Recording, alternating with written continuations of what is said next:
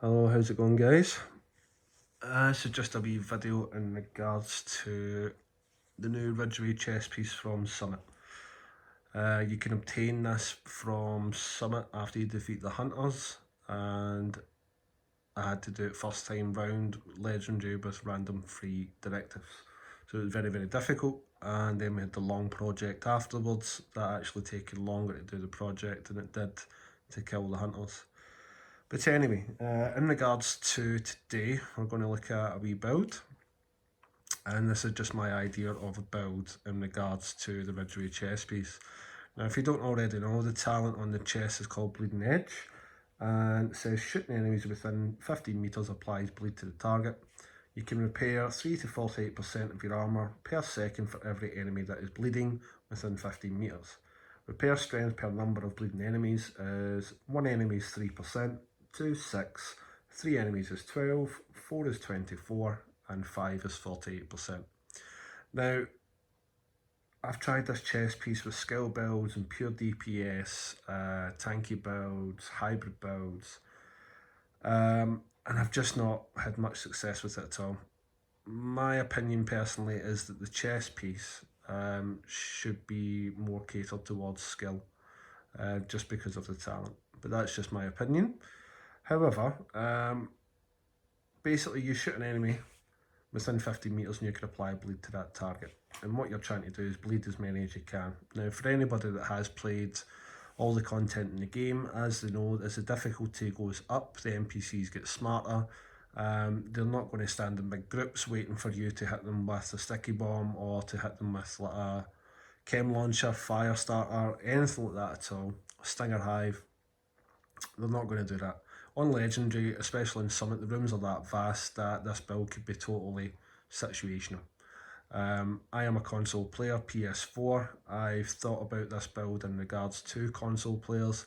A lot of builds that I've seen out there from YouTubers are PC players, but they don't specify if the build is easier to use in PC or console. Like, for example, seen a couple of builds with like concussion, consistent headshots like headhunter and stuff. And you see these PC players banging out the headshots like it's no tomorrow, which is awesome. However, on console, it's totally different. A lot of PC players with this game, when you look at their gameplay, it's totally different compared to on console, especially in Legendary. Legendary and console, you're constantly getting spammed with grenades. You're constantly getting spammed with any single skill that they can throw at you, and with the objectives sometimes like the jammers or the hacked drones or hacked dogs or whatever like that at all. It's more aggravation for yourself in Summit to do a legendary than it is just a normal mission, in my opinion. The targeted loot in Summit, I was in there majority of yesterday, and from that, the loot that I was getting wasn't that great. I done a mission today in Space Museum where Providence is based at. Ran it once, didn't get much from it, ran it the second time and walked out with this backpack. Max weapon damage, max crit damage, just rolled max crit chance on it. Now, obviously, with the targeted loot, it's great that you can select your own loot in Summit, but for the rate of loot being dropped when you're running solo, when you clear a room in Legendary, you would expect to see more than a gear system mod sitting there, even though I had it set to Providence yesterday. I was farming for. Now, it doesn't become very satisfying when you clear a massive area before you go to the next room or whatever, the next part of the floor of the Summit, and you don't get a lot of loot for it, especially running solo. Even in a group, the loot that was getting dropped, the rolls are not that great, especially in such a higher difficulty. You would honestly think that the developers would have now managed to get some sort of control in regards to the rewards that players receive for the content that they're playing, but it's not like that at all. Anyway, that's another conversation. Back to the build. Running 4-piece Eclipse protocol with a Ridgeway chest piece and a set of golden gear knees. So what I was trying to do with this build is give me a bit of armour and be able to handle myself if I get rushed, and also to cause a bit of ongoing damage while I'm in cover and maybe popping a med kit or whatever. Now, as you can see from the chess piece, it says the talent is shooting enemies within 15 metres applies a bleed to the target. Now, as you can see, my skills that I'm running here, I'm running Reviver Hive in case I get in a sticky situation. And in regards to this being tier 3 on the skill tier, if I have the handgun equipped, it'll be tier 4. Basically, the 3 extra charges on a Reviver Hive, if you can't use it on your own, then what's the point? Really, I've given you those extra charges. Those charges can be used to revive a friend, and you can then pick back up the hive, but you only get 1 charge out of it. So I'm only using it just for the charge, but it does also help with your team. Now I have got the Burn Sticky Bomb. As you can see from the thing, it is a wee tiny mini gun. You have to aim it, you have to shoot it. Now, fine within 15 metres, what I'll show you just now.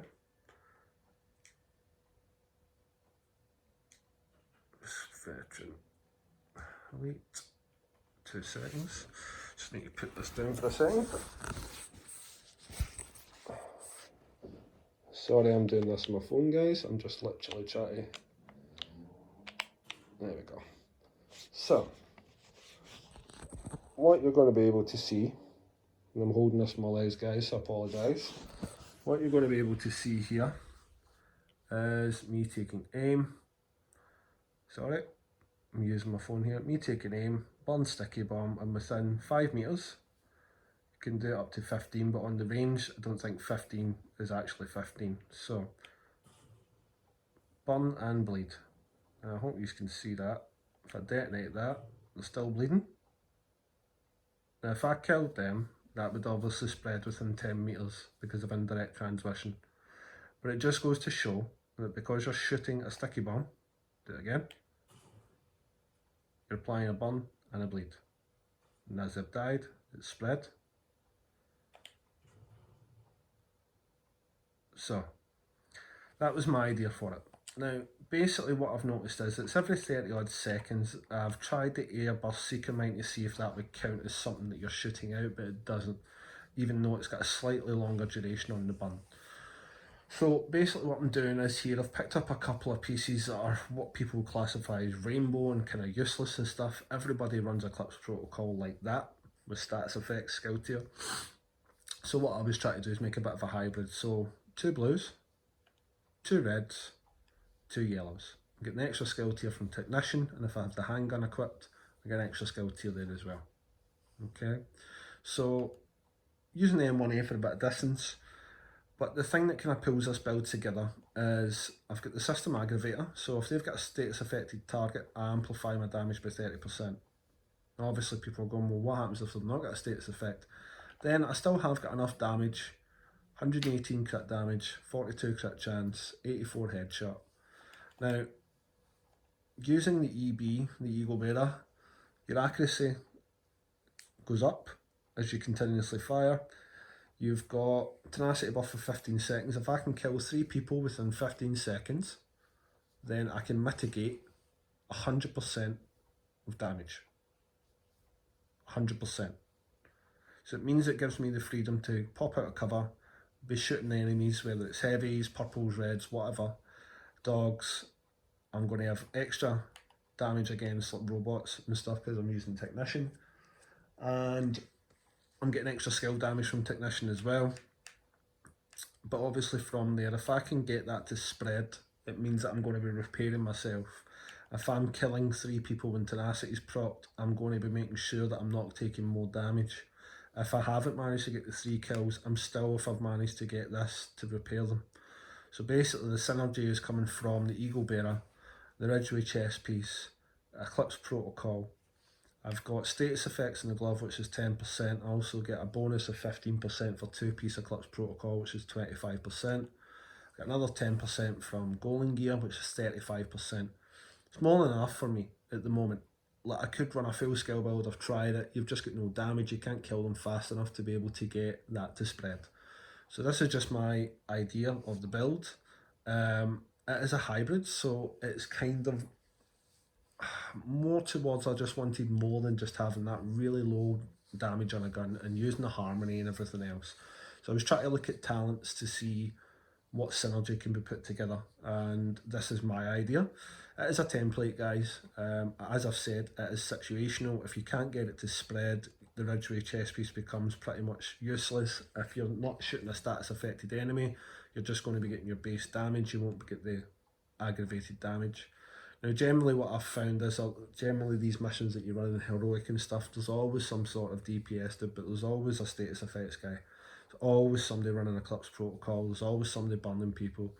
It just seems to be an easy way for people to play. They don't want to shoot their gun, and I get it. Everybody's entitled to play how they want to play, and this build for me helped me. The gentleman that I played with about 20 minutes ago through a mission was running status effects, burn sticky bomb as well, but his burn duration must have been really high.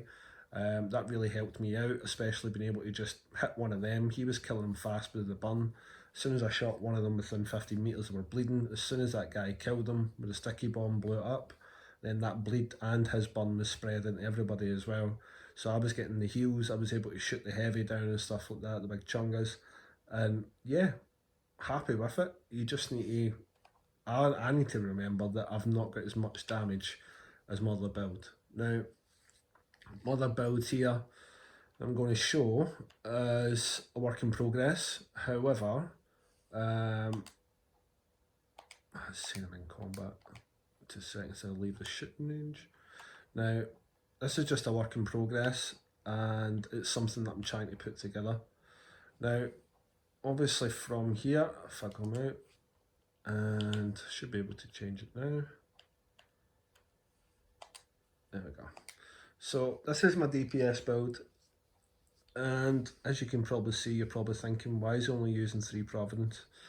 And it's literally because I'm looking for as much damage as I can possibly get squeezed from a build. Now, in my experience for DPS, it's been to get up to that 200% odd, not using Foxy's Prayer or Contractor's Gloves, because yeah, I do use a rifle, but I don't generally always use an LMG.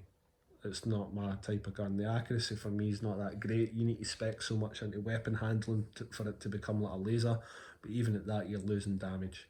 So for me, I went with the EB M1A.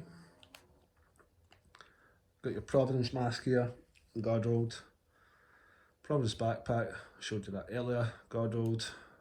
Chest piece, could be better. It's the best I've got just now with Obliterate on it. I rolled these gloves, came with headshot, crit damage, and it comes with the mod slot. Now, as all the mod slots have now changed, you can put anything you want in there. I've opted to put in crit hit damage. As you can see, the theme, same with the holster, and same with the improvised knees. Now, on my EB, I have 57 crit chance, 211.5 crit hit damage, 106.1 headshot damage, 21 health damage, and a 35 metre range, 20% accuracy and 20% stability, 20% reload speed bonus as well. However, with the Eagle Bearer, what you've got is you get another 30% accuracy, so you continually fire. So if I get 30% on top of what I already have, the other 20, that's 50% accuracy, which makes it really, really easy for headshots to get the tenacity buff. Basically from that, then on my M1A, I've got 57 crit chance and 213.5 crit damage, 102.1 headshot damage, 60 metre range with 6% damage to armour. And basically what I'm looking to do is get these other 3 pieces and the chest piece God rolled. It's going to take a while. The crafting bench is not the best. It's a work in progress. But as you can see where I'm going with it now, at the present moment in time, I'm not going to need that much more crit chance to kind of cap it out. So what I'm going to be looking is these gloves to have max headshot damage, max crit damage. There's another 2% and another 2.9% for headshot that can add on to what we've got. If I get all the mod slots with 12% crit hit damage, the same as these at the top, then we're going to be pushing out as much damage as possible. So for me, I have tested this out and this build just absolutely destroys. Absolutely destroys. I'm using the striker shield for a tiny bit of survivability. The shield doesn't do much because it's got no blue core attributes, it's got no skill tiers, so it's a tier 0 shield. This is just, if I get rushed, I can whip out the shield and kill them before my shield dies. That's really what the shield is for. Reviver Hive, just because I play a lot of solo content and stuff, I'll give you that second chance. But this is a mainly be in cover, shoot from cover, kick some ass. Using gunner specialisation, get the 10% armour on kill. Every third reload speed's faster. You're generating ammo as well, and because I'm using the Eagle Bear, it's got a 60 in the mag.